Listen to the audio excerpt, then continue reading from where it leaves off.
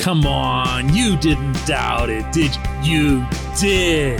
You did doubt that Evgeni Malkin was going to stay. Good morning to you. Good, very, very good Wednesday morning to you. I'm Dejan Kovacevic of DK Pittsburgh Sports. This is Daily Shot of Penguins. It comes your way bright and early every weekday. If you're into football and or baseball, I also offer daily shots of Steelers and Pirates where you found this. Close to midnight last night, the Penguins and their generational superstar, Evgeni Malkin, signed a 4-year contract that'll pay Geno $6.1 million in average annual value. It's done. It's over. There's no suspense, at least not related to him, leading into today's NHL free agency opening, and that, of course, is at noon. For those of you who wanted this to happen, and the sense that I get was that this was the overwhelming majority, breathe. He's staying. And also, a big piece of Pittsburgh sports history is staying. Can I make my own confession here? I've got a couple of them for you this morning. One is this. Yes, the reason that you do this deal, the reason that you keep this player is for the future. You keep him so that the final 3 years of Sidney Crosby's contract can come with maximum impact. And because there was not, contrary to some popular mythology, a player to replace Malkin, not internally, not externally, certainly not within this team's cap constrictions. If you feel that this team had another option at second line center that was better, cheaper, same price or whatever, do me a favor and name that player. While I wait, meaning for all eternity, I'll just proceed here to confess that, yeah, I mean, it is about the past. Look, it's, how do I put this? I didn't feel too comfortable getting into this very much in advance because there was so much distorting, it seemed, of what this was going to be about, that it was going to be all sentimentality and keep the gang together and don't try to change things after 4 straight first-round flops and whatever else. Everything that I said about what he means moving forward applies. He's a point-of-game player. These guys don't grow on trees. He's an elite power play performer. He's one of the best overall players in the game's history. Okay? Those just aren't everywhere, and they aren't Vince Trocheck. He does things that other humans have been unable to do in the sport of ice hockey. But you also, over the last 24 to 48 hours, as the deadline's coming, whether you believed everyone else out there that was reporting doom or gloom, or whether you listened to this show yesterday and I was basing my information on real sources, you were probably getting really nervous and upset and picturing Geno in some other uniform. Like, I don't know, as a Washington Capital or a Florida Panther because his family has a residence down there or something. It just wasn't, it wasn't going to be something that would have been easily swallowed, if ever. Even if it was only going to be for another 2-3 years for some other team. It was just always going to leave that same feeling that you had when you saw Marc-Andre Fleury put on that Vegas sweater for the first time. And, worse. Because this player's meant much more to this franchise than Flower ever could have. And it was going to be rotten, and it was going to be something of a stain on those involved, meaning right now with this management team. This portion of Daily Shot of Penguins is brought to you by the good people at the Greater Pittsburgh Community Food Bank, where they're committed to providing food for all of our neighbors in need across Western Pennsylvania. They, in turn, need your help. Find out how $1 can be turned into 5 full meals for those in need. Visit pittsburghfoodbank.org. Now, I'm not going to get into hypothetically burying Ron Hextall and Brian Burke and Tom Werner and Fenway Sports Group and everybody else who might or might not have almost blown this. I'm certainly not going to get into burying Geno or his agent, J.P. Barry, for their own role in extending this thing to the last minute. What matters is that it got done. What matters is that Geno's staying where he needed to stay on so many levels. I've been reporting, both with the written word and right here on this podcast, for weeks now, that this was going to get done.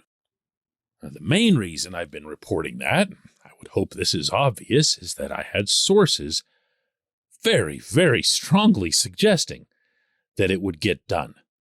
But within that, those sources expressed an eagerness to get it done. And now I'm talking about purely from the team standpoint. They wanted to bring back Geno. The only way this wasn't going to work itself out is if they didn't want to, because we all knew that he did.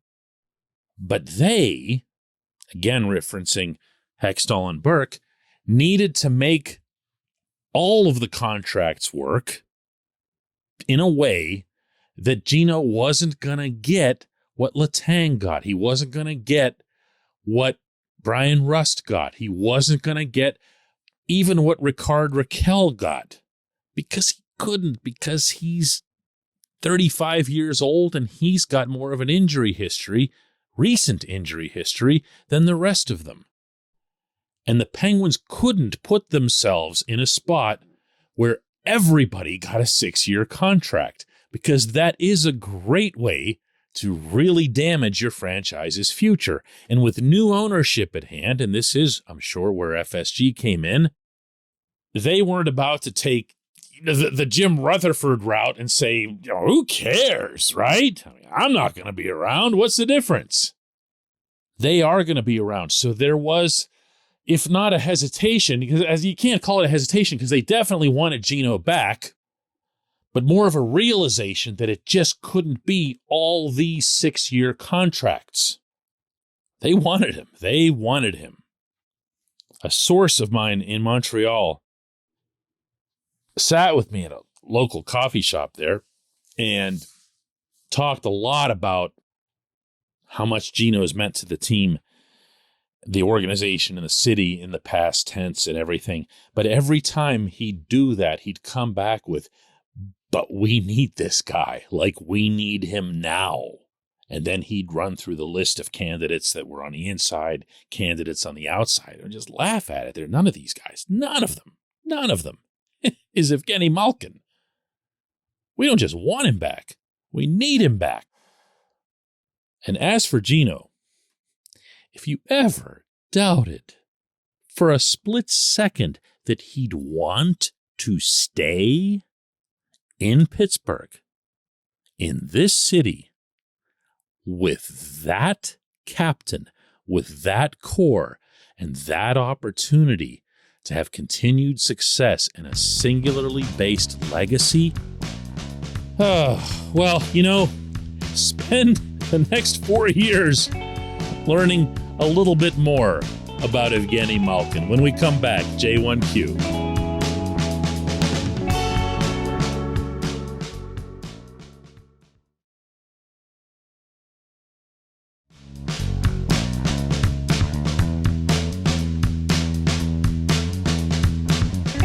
And today's J1Q comes from Mike Loftus, who says, Dan, I'm just curious, you seemed moderately certain that Geno would return amongst all of the media noise. Why?